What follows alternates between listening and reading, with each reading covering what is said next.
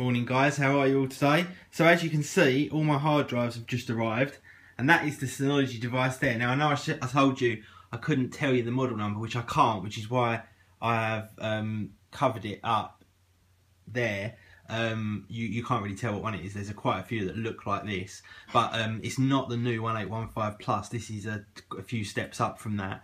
So yeah, there's all the hard drives, and that is the device itself. I've put them all in, and now I've got to transfer all my data from my 5-bay one, which is sitting in that cupboard just over there, and then copy it over onto this one. Then I can pack that one off and send it over to Mark. So hopefully he will enjoy using that. It's been a perfect performer for me, but I'm looking forward to trying out this one, to be honest. For no other reason than I've run out of space, and I could have got 5 new bays for that one, but then I thought this is much more expansion proof for reasons again that I can't reveal yet, because this is a new model with specific sort of benefits in that department. So yeah, there it is. I will let you know how I get on when I boot it all up and get it all running. So as you can see, my Synology is all set up over there on the floor. I've put all the hard drives in it and everything, and it's all ready to rock and roll. But because it's a model that's not yet released, there is no firmware for it available on the public website. So I've had to write off to Synology and ask them to send me it over. But they're saying that may take between 24 and 48 hours to get me that firmware. And the problem is that other one that is there in the corner, I've got to send that off to Mark tomorrow. So I've no idea where I'm going to put the data off of that without being able to put it on the other one. So hopefully they'll get me that firmware first thing in the morning, so I can send that the other one that I've sold off to Mark tomorrow. Otherwise I'm going to have to try and find some other place to put all of that data, which is not easy. Now, see this little contraption here? I hadn't told you guys, but I've just booked a holiday to France fishing in April for a week.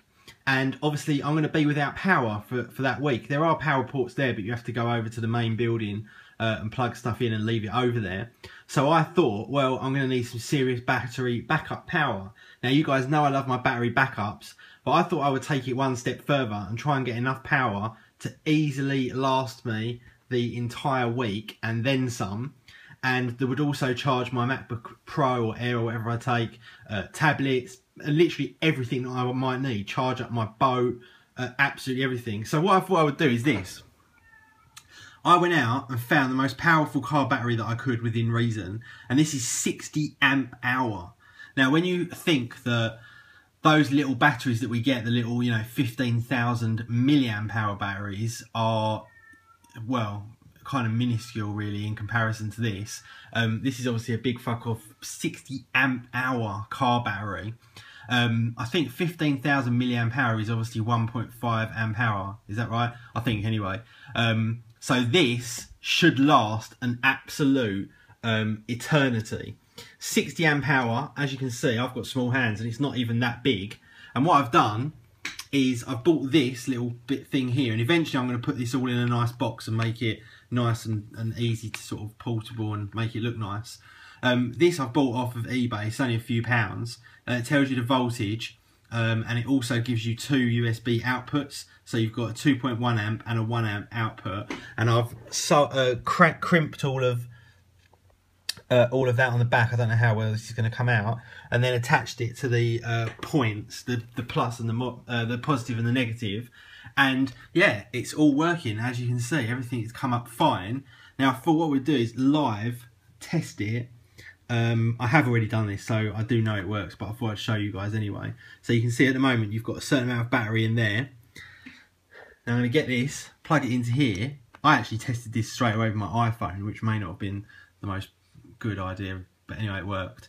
And there we go, and now you can see the battery is going up, so it's actually charging it.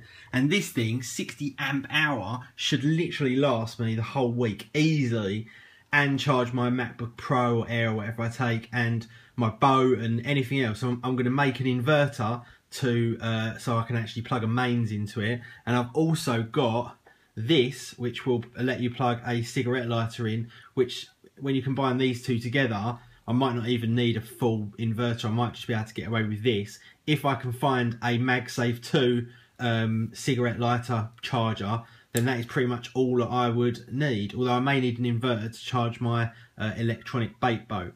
But we'll have to see. At the moment, I'm just hoping that Synology come through and give me my firmware for that box so I can start moving that data over. Otherwise, I'm going to have to, I don't know what I'm going to do about that. So yeah, that is my new contraption. I am going to put it in a nice, neat box. I've just got to find one that is the right size. And I'm going to sort of screw all of this into the outside so it all looks really neat. And that will be my power for my week away. Very, very useful indeed. Anyway, guys, that is it from me today. I will obviously be back with you tomorrow. Hope you've had a good day. Peace.